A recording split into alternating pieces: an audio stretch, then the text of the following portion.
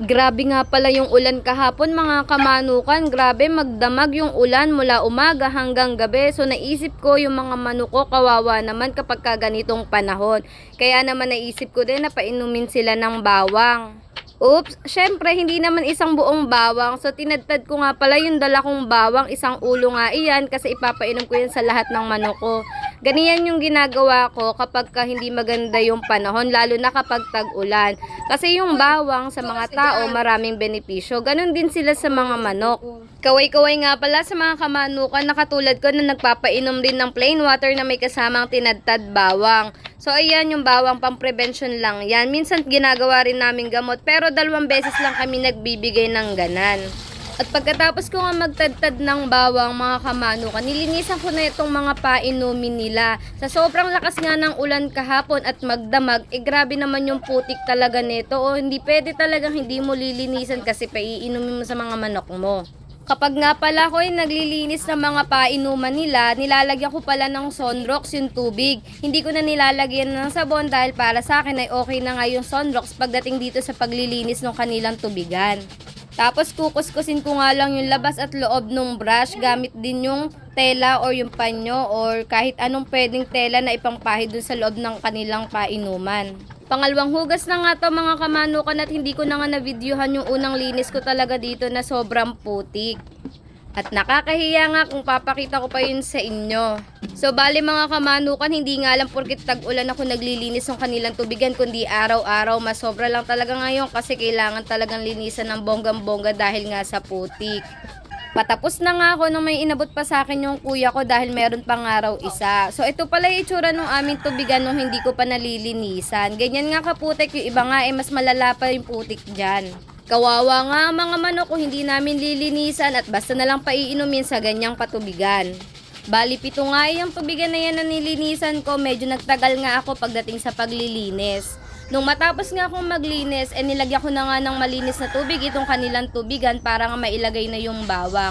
Tansya-tansya nga lang muna yung akin nilalagay na tubig kasi depende din sa bawang na ilalagay ko at hindi naman ganun kadami yung bawang na natagtad ko.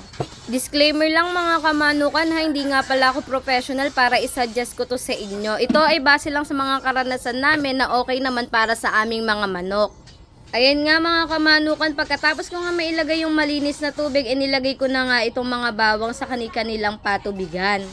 Sa mga gusto palang mag-try ng ganitong ginagawa namin, pwede naman nyo subukan, pero hindi nyo nga naman pwedeng gawin araw-araw. So 2 beses lang kami nagbibigay ng ganito sa isang linggo kapag hindi maganda yung panahon. Ididepende nyo rin yung dami ng bawang sa dami ng manok na paiinumin ninyo. Kapag nga pala mga manok namin talagang may sakit, nagpe-Prevmoxil din kami. Pagkatapos ko nga maglagay ng bawang mga kamanukan, hindi ko nga agad yan ipapainom sa kanila. Paiintayin lang natin yung ilang minuto bago natin ipainom para talagang amoy na yung bawang doon sa tubigan. At habang maghihintay pa nga ako sa ilang minuto, ipapakita ko sa inyo yung sitwasyon ng aking mga manok. Ayan nga, dahil nga sa lakas ng ulan kahapon, ito na yung kanilang kulungan. Maputik nga, sobrang maputik nga dahil ito, hindi naman ito semento kundi lupa. Nakakaawa nga yung mga manok kapag ganyang kaputik. Ayan o mga kamanukan, nakikita nyo. At ayun nga, may nakaligtas pa palang isang tubigan hindi na ibigay ng kuya ko. Mamaya ko na lang lilinisan yan mga kamanukan, ipapalit ko na lang mamaya. Kapag nga ganyan yung sitwasyon ng aking mga manok, asahan mo na rin na medyo maputik nga yung kanilang katawan at yung kanilang iitlog. Tagas nga yan ng tubig mula sa labas kasi medyo mababa nga itong aking kulungan. So gagawa na nga natin yan ng paraan bukas. Sobra pala yung painuman namin kaya nagtataka ako. At habang naghihintay pa nga ako ng ilang minuto, nilinisan ko na muna itong mga itlog na nakuha namin ngayong araw. Bago nga namin ilagay sa incubator yung mga itlog namin, kailangan talaga malinisan yan. At kung minsan nga habang nag-iipon pa kami ng mga itlog, inilalagay pa na muna namin sa ref para hindi agad mamatay yung mga semilya. At kung makikita nyo nga mga kamanukan, ito yung sinasabi ko na sa inyo na pati yung itlog ng aking mga alagang manok kapag umuulan ay maputik. Kaya naman habang nag-iintay ako, nilinisan ko na lahat yan at yung mga makukuha ko pang itlog ngayong araw.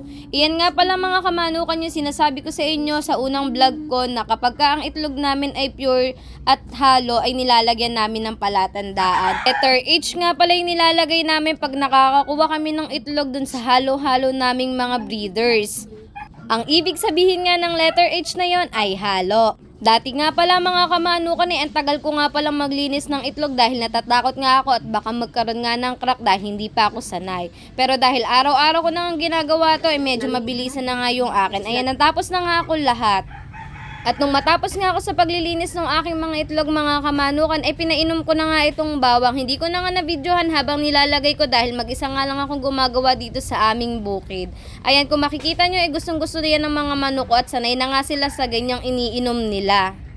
Hiyangan nga lang din yung mga ginagawa kong ganito at hiyang nga sila sa ganyang sitwasyon. O sa ganang painumin na plain water with garlic. At kung gagayahin nyo nga ako mga kamanukan, make sure lang na ang bawang ay hindi luto kung hindi hilaw. Ayan mga kamanukan, ito na nga yung huling gagawin ko ngayong umaga, ang maglinis ng kanilang paitlugan. Hindi kasi nila maiiwasan na hindi talaga maiputan tong kanilang paitlugan dahil wala nga silang sampahan kung mapapansin ninyo mga kamanukan. Bali tuwing makalwa nga ako naglilinis ng kanilang paitlugan dito mga kamanukan dahil kung hindi mo nga lilinisin ito sa isang linggo ay malamang sa malamang uuudi na yan lalo na kapag nababasa or basa yung ipot ng aking mga manok. Hindi na nga rin ako nagamit ng gloves dito or nagpe-face mask dahil medyo mabaho nga pagdating sa ipot ng mga manok. Hindi nga pala ako pwedeng maging maarte dito dahil mas pinili ko yung ganitong sitwasyon ko kaysa magturo. Bali mga kamanukan, i-share ko lang sa inyo tapos nga pala ako ng isang teacher pero hindi nga pala ako nagtuturo dahil mas pinili ko na lang talaga mag-alaga ng manok kaysa magturo. Pero alam nyo ba mga kamanukan, mas mahal ko yung ganitong ginagawa ko. Dahil parang andito talaga yung passion ko. Hindi man ako maintindihan ng maraming tao pero okay lang, wala naman akong pakialam sa kanila. Ang mahalaga ay gusto ko at mahal ko kung ano yung ginagawa ko ngayon. Balik nga tayo dito sa ating usapang manukan mga kamanukan. So ito pala talaga yung pinakamatagal na ginagawa ko ang paglilinis ng kanilang paitlugan. Halos 30 minutes nga yung ginugugol ko sa paglilinis ng paitlugan nila para lang ma-make sure na malinis iyon. At nang matapos nga ako sa unang kulungan, dito naman ako sa pangalawang kulungan. Kung makikita nyo, may nakita nga akong isang itlog dito. So bali na una na ngayon pagkukuha ko ng mga itlog kaninang umaga bago ako maglinis. Dito lang ako may nakitang isang itlog. Mahirap na kasi kapag nabasag yung itlog kapag nadali ng aking iyang panglinis.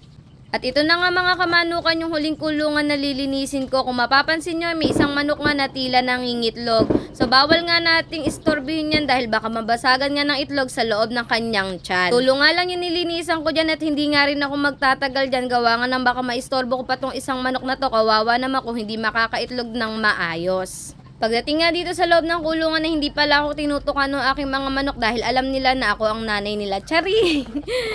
Wala pa nga 5 minuto ay umalis na ako. Bukas ko na lang siya lilinisan. Mapapa-thank you Lord ka na nga lang dahil tapos na nga lahat ng gawain ko ngayong umaga dito sa aking manukan.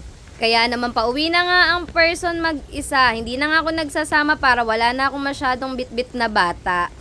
Dala na natin yung mga itlog na nakuha ngayong araw. Tapos na yung ating gawain. Kaya uwi na tayo.